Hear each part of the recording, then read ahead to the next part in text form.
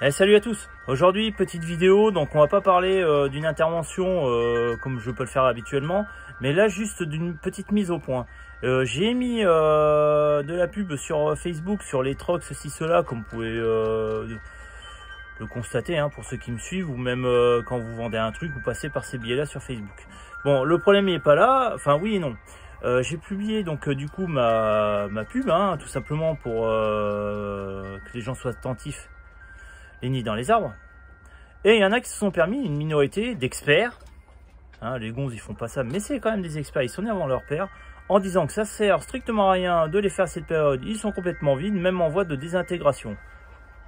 Et oh, réveillez-vous, j'ai fait des vidéos il n'y a pas plus tard que 3-4 jours dans des arbres, et je peux vous dire que quand les gens ils sont dans la maison et qu'ils me voient moi dehors avec la tenue en train de les percer les nids, je peux vous garantir qu'il y a beaucoup de monde.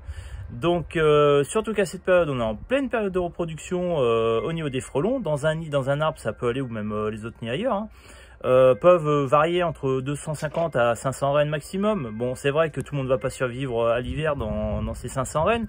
Il n'en resterait peut-être que, on va dire 20% sur la majorité. Mais 20% sur un nid multiplié par le nombre de nids dans le secteur qui ne sont pas désinsectisés, je vous laisse voir le taille l'année prochaine.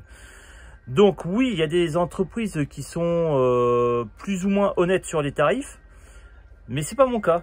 Voilà, donc c'est pas mon cas. Moi je suis honnête là-dessus et je ne vais même pas me justifier d'ailleurs parce que les clients, j'ai des excellents avis sur Google, donc voilà, j'ai pas besoin de me justifier là-dessus. Mais voilà, les nids à cette période début novembre, voilà, là il fait un bon 18 degrés 19. Donc dans les nids, pour que les larves soient maintenues à température optimale, c'est pas un petit 0 ou 4 degrés que vous allez avoir à l'extérieur que là-dedans ça va crever. Dans les nids, je vous explique, ils sont faits avec de la cellulose de bois. Donc la cellulose de bois, c'est du papier mâché tout simplement. Et cette enveloppe-là, elle est très très épaisse par rapport aux intempéries. Voilà, pour éviter les infiltrations d'eau, les choses comme ça. Ils sont très intelligents. Donc de dire que les nids sont vides et que le froid vient les tuer, non. Si le froid viendrait les tuer, on n'en ferait pas autant tous les ans en termes de prolifération. Ce qui se passe juste, c'est que c'est vrai qu'arrivé à mi-décembre, voire fin décembre, s'il n'y a plus de source de nourriture, bien évidemment, voilà, les larves meurent à l'intérieur du nid, les ouvrières qui vont chercher à bouffer meurent aussi également.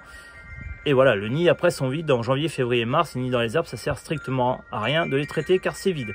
Mais jusqu'à début décembre pour la région du sud-ouest, ils sont loin d'être vides. L'année dernière, j'en ai fait un le 15 décembre et je peux vous garantir qu'il y avait encore du monde. Donc oui, vous voyez moins d'aller-retour par rapport à quand il fait chaud. Il y a juste les ouvrières vont chercher juste ce qu'il faut pour le bon maintien du nid. Mais à l'intérieur, ils sont tout autant des milliers de frelons dedans. Surtout, comme je le redis, c'est en pleine période de reproduction en cette période. Voilà. Donc le froid, n'y comptez pas, c'est parce que vous avez 0 degré que là où il fait 0. Là-haut, il fait 29-30 degrés, minimum. Il y a juste un truc, c'est vrai que quand on avance dans la saison et qu'on passe à l'année suivante, là, les nids sont vides et ça sert strictement à rien de les traiter. Mais jusqu'à début décembre, faut traiter les nids. Voilà. Donc les experts qui ont tout vu, tout fait, ceci, cela, moi ça me fait bien rire. Donc au bout d'un moment, j'ai même arrêté de commenter. Mais ce qui est dommageable, c'est que ces gens-là vont communiquer des fausses informations à d'autres personnes qui ne connaissent rien. Et malheureusement, on se retrouve à faire de plus en plus de nids. Donc je vous dirais tant mieux, parce qu'on fait de plus en plus de boulot. Mais le boulot, nous, oui, voilà, on aime bien faire ce travail, parce qu'autrement on ne le ferait pas. Mais le but, c'est qu'on réduise cette pression-là. Ok ? Donc encore une fois, arrêtez d'écouter, de dire que le froid ça les tue, parce qu'il fait 0 dehors, donc c'est bon, il n'y a plus de frelons. Non, ça c'est du pipeau. Donc janvier, février, mars, ni dans les arbres, ça c'est clair. Oubliez, ils sont vides, mais jusqu'à début décembre, vers le 10 décembre encore, ça dépend de la température qu'il fait à l'extérieur. Il faut vraiment s'en méfier car il y a du monde à l'extérieur. Après, rien n'empêche d'appeler, de faire venir un professionnel. Moi perso, j'ai un client qui est pas loin, il m'appelle pour le 15 décembre.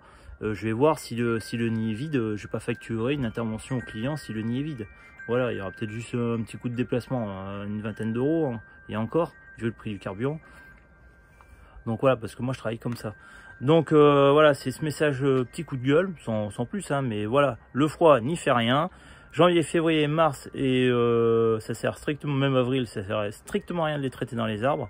Par contre, il y aura des nids, comme on appelle primaires, qui se mettent dans les buissons, sous les tuiles, des choses comme ça. Donc là, surveillez les allers-retours d'un insecte à un point fixe, comme d'habitude. Mais voilà, donc froid à oublier. Et d'écouter les nids sont vides à cette période, moi ça me fait rire. Allez, à très bientôt.